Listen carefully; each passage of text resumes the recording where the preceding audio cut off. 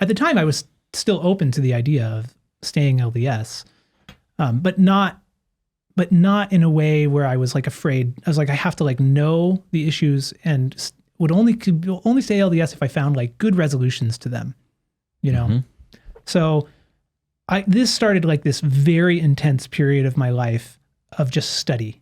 You know, one of the first things I did was I bought a copy of the Apostolic Fathers and just started reading, you know, because Mormonism is premised on this idea of a great apostasy, that after Jesus died, his apostles went out and established, you know, basically the LDS Church.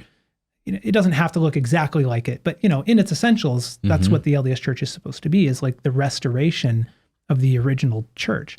But then sometime after the apostles died, and probably really soon after, the church went into apostasy. So I was really interested in reading the witness of these early Christians to like hear how they talked. Like that was almost as important to me as what they said. Like, how are they speaking? Are they kind of talking about like, oh man, things are going off the rails now that the apostles are gone, right? Or are they speaking in different ways?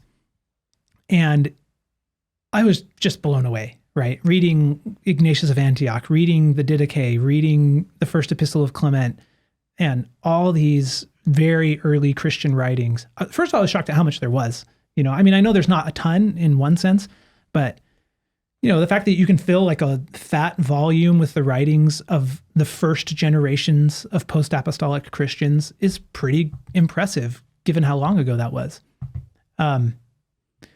So like little things like the Didache explicitly makes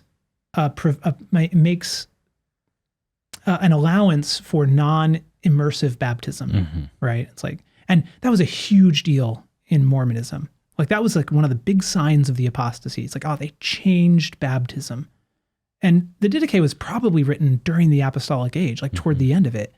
And here, no, I mean, maybe you could make the argument like, oh, well, the apostasy just started even earlier, right? But at some point you just kind of like, what's the most reasonable explanation for this? Probably the apostolic deposit included and wouldn't you expect to see seeds at least of LDS theology yes. in the writings of the post-apostolic fathers as the apostasy was? It's not like in one day everybody yes. forgets the true faith yes. and starts teaching something different. You would yes. expect to see elements of LDS theology in there. And there are some Latter-day Saint apologists who have tried to do this.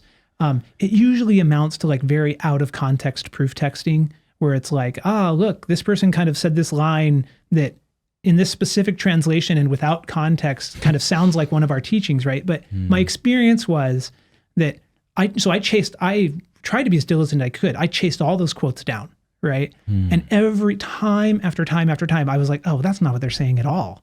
Like they're not talking about, you know, ex-LDS doctrine. They're talking about something completely different.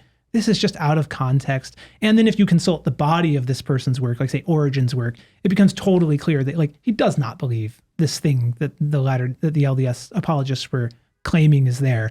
You know, I was very affected by the Eucharistic discussions that you find in Ignatius of Antioch and Justin Martyr about it being the body and blood of Christ, you know, about the importance of the bishop and the episcopacy. Like you see these early witnesses to apostolic succession in Ignatius and in First Clement. Like First Clement is like, has that one section where he's very clear and says something like, you know, with the apostles had perfect foreknowledge that there would be disputations about the office of the bishop, you know, and so, you know, given that foreknowledge, they appointed men and said that when these fall asleep, others should be appointed in their place. So like, instead of seeing people being like, oh man, we're without leadership, the apostles are gone and we can't make new ones.